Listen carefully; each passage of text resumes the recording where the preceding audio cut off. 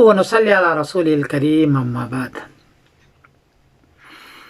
آج سعودی عربیہ کے مسجدوں میں بہت سارے خطیبوں کا خطبہ سنا، جو وہاں کی حکومت نے یہ طے کیا تھا کہ تبلیغی جماعت کے خلاف آپ بیان کریں گے اور ان کی 4 باتوں کو آپ خاص طور پر ذکر کریں گے۔ چنانچہ ان 4 باتوں پر سارے حضرات نے، اکثر حضرات نے، حرم میں تو دیکھتا ہوں نہیں ہوا لیکن اور جگہ پر خطبہ دیا گیا۔ تبلیغی جماعت کے بارے میں پہلی بات یہ کہی گئی کہ یہ بدعتی جماعت ہے، اس میں بدعات ہے۔ دوسری بات یہ کہی گئی کہ یہ تبلیغی جماعت یہ صوفی جماعت ہے، اور تیسری بات یہ کہی گئی کہ تبلیغی جماعت یہ دہشت گردی کے پھیلنے کا دروازہ ہے، اور چوتھی بات یہ پوچھی گئی ہے کہ 3 چلہ اور 3 دن اور 1 چلہ اور 4 مہینے آپ کہاں سے لائے؟ یہ 4 باتیں انہوں نے ذکر کیا ہے۔ جواباً عرض ہے کہ تبلیغی جماعت کا جو عقیدہ ہے، ان کا عقیدہ وہی ہے جو اشرف علی تھانی رحمۃ اللہ علیہ کا ہے، جو شیخ زکریا رحمۃ اللہ علیہ کا ہے۔ ان کا عقیدہ کیا ہے؟ اگر آپ کو دیکھنا ہے تو ثمرۃ العقائد میری خود کی کتاب ہے، 350 عقیدے ہیں۔ ہر عقیدے کے لیے 10 آیت 10 حدیث لایا ہوں، صرف حدیث، قول صحابی قول تابعی نہیں لایا، اور سیاہ ستہ سے صرف حدیث لایا ہوں، اور اس میں سارا ذکر کیا گیا ہے کہ ہمارا عقیدہ کیا ہے، ہم دیوبندیوں کا عقیدہ کیا ہے، تبلیغی جماعت کا عقیدہ کیا ہے، اس میں ذکر کیا گیا ہے۔ خاص طور پر قبر کے جا کر کے قبرستان پر ہم کیا کریں گے اور کیا نہیں کریں گے، وہ بھی ذکر ہے کہ وہاں نبی کریم صلی اللہ علیہ وسلم فرمایا کہ زیارت قبور کرو، تو زیارت قبور ہمارے یہاں ہے، لیکن اہل قبر سے مانگنا جائز نہیں، اہل قبر سے سوال کرنا جائز نہیں، بلکہ اہل قبر کے لیے صرف استغفار کرنا اور دعا کرنا جائز ہے۔ یہ سارا ذکر کیا، اور سارے احادیث سے میں نے ذکر کیا ہے۔ کیسے بدعت ہو گئے تبلیغی جماعت والے؟ اس میں دوسری بات کیا کہ یہ صوفی جماعت ہے۔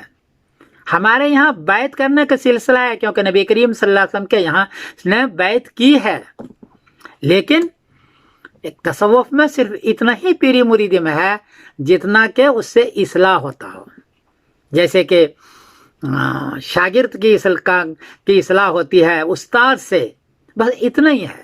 باقی کوئی وہمی چیز دے دے، پیر دے دے یا کوئی چیز دے دے، ایسا نہیں ہے، میں نے ثابت کیا اپنی کتاب کے اندر۔ تو تبلیغی جماعت بدعات کے اندر بالکل نہیں ہے، بلکہ بدعات سے بہت دور ہے۔ ان سے تو ہزاروں آدمی کا، لاکھوں آدمی کی اصلاح ہوئی ہے۔ ایسی جماعت جس سے اصلاح ہوئی ہو لاکھوں آدمی کا، پوری دنیا میں پھیلے ہوئے ہو، اس کے بارے میں سعودی عرب میں باضابطہ حکم نامہ جاری کرنا، اور حکم نامہ کے ساتھ ہر مسجد کو اس کے خلاف میں بیان کروانا، یہ بغیر ہمارے عقائد کو دیکھے ہوئے اور ہماری چیزوں کو دیکھے ہوئے ہے۔ ان لوگوں نے کچھ کا حوالہ دیا، مفتی عبدالعزیز بن باز کا اور عثیمین رحمۃ اللہ علیہ کا، یہ بزرگ لوگ ہیں، لیکن میرا خیال ہے کہ ان لوگوں نے ثمرۃ العقائد نہیں دیکھی۔ یہ لوگ جماعت میں کبھی گئے نہیں، جماعت تبلیغ میں بیان کیا ہوتا ہے اس کو غور سے انہوں نے نہیں سنا، بار بار جو سنا اس کے بعد انہوں نے فتویٰ دے دیا۔ جماعت تبلیغ میں تو اتنی احتیاط ہے کہ 6 نمبر سے زیادہ بات نہیں کرنے دیتے، سیاسیات پر بات نہیں کرنے دیتے، عقیدے پر بھی بات اس لیے نہیں کرنے دیتے، عقیدہ ہر ایک کا الگ الگ ہے، پتہ نہیں کس کا کیا عقیدہ، آپس میں اختلاف ہو جائے گا۔ یہاں تو ہر قسم کے لوگ آتے ہیں جماعت تبلیغ میں، شوافیہ بھی ہے، مالکی بھی ہے، حنبلی بھی ہے، دوسرے مسلک کے لوگ بھی آتے ہیں، اس لیے عقیدے پر ان پر بحث وہ زیادہ نہیں کرتے۔ وہ تو صرف یہ کہتے ہیں کہ آپ دیندار بن جائیں، آپ تہجد گزار بن جائیں، آپ اللہ کے رسول کو، رسول کی بات ماننے والے بن جائیں، اس کی وہ تبلیغ کرتے ہیں، اس کو وہ سمجھاتے ہیں۔ باقی عقیدے کے بارے میں یا مسئلے کے بارے میں وہ کہتے ہیں اپنے اپنے علماء سے پوچھو۔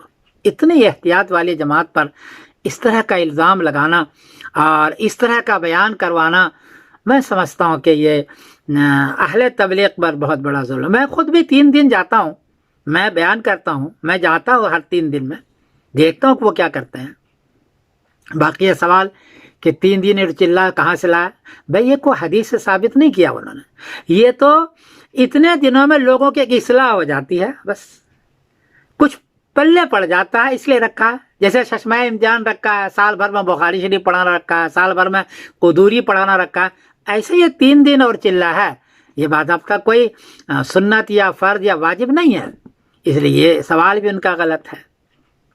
باقی یہ رہا کہ تبلیغی جماعت دہشت گردی پھیلنے کا دروازہ ہے، یہ بہت بڑا الزام ہے، بہت بڑا الزام ہے۔ تبلیغی جماعت تو ہمیشہ دہشت گردی کو روکنے والی جماعت ہوتی ہے۔ کتنے دہشت گردوں کو، یا یہ کہیے کہ شرابی کبابی کو انہوں نے روکا اور دین پر لگایا، دروازہ کیسے ہو گیا یہ؟ ہمارے یہاں تو تفقد ہوتا ہے، چلے میں اس وقت ہم نہیں جانے دیتے ہیں جب تک کہ اس کے سارے احوال کو معلوم نہ کر لیا جائے۔ اگر اس کو پتہ چل جائے کہ کسی قوم کا، کسی مذہب کا یا کسی ملک کا خلاف یہ بولتا ہے یا سیاسی تقریر کرتا ہے، نہیں کرنے دیتے۔ 6 نمبر سے زیادہ وہ تقریر کرے تو ان کو ہم کرنے ہی نہیں دیتے۔ سیاسی بحث، عقیدے کی بحث، مسئلے کی بحث نہیں کرنے دیتے۔ یہ جماعت تو اتنی محتاط ہے کہ مسئلہ بھی بیان کرتا ہے اور حدیث بھی بیان کرتا ہے، کہتا بزرگوں سے سنا ہے، تاکہ کوئی حدیث غلط نہ ہو جائے، بزرگوں سے یہ سنا ہے، بزرگ یہ فرماتے ہیں، اتنی احتیاط کرتا ہے یہ۔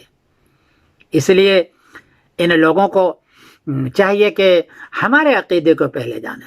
البتہ ایک بات ضرور عرض کر دوں کہ ثمرۃ العقائد میں 350 عقیدے ہیں، اور صرف آیت صراط النص اور حدیث 10 حدیث صراط النص ہے۔ اس پر کسی کو اعتراض کرنا ہے تو اس کے لیے 3 شرطیں ہیں۔ ایک تو کوئی آیت لائیں گے صراط النص، یا حدیث لائیں گے سیاستہ کی صراط النص، کسی کا رائے، کسی کے قول ذکر نہیں کریں گے، 2۔ اور تیسری بات، کو مبہم جملہ ہے اگر آیت کا تو اس کی تفسیر عبداللہ ابن عباس سے ہو، کیونکہ میں نے یہی کیا ہے کہ عبداللہ ابن عباس کی تفسیر لی، باقی کسی کی تفسیر نہیں لی۔ تو ان شرطوں کے ساتھ یہ کتاب لکھی گئی ہے، اور دیوبندیوں کا اور تبلیغی جماعت والوں کا یہ کتاب ہے، اور عقیدے کے ایک ٹیکسٹ بک گویا کہ ہے جو ہم نے پیش کیا ہے۔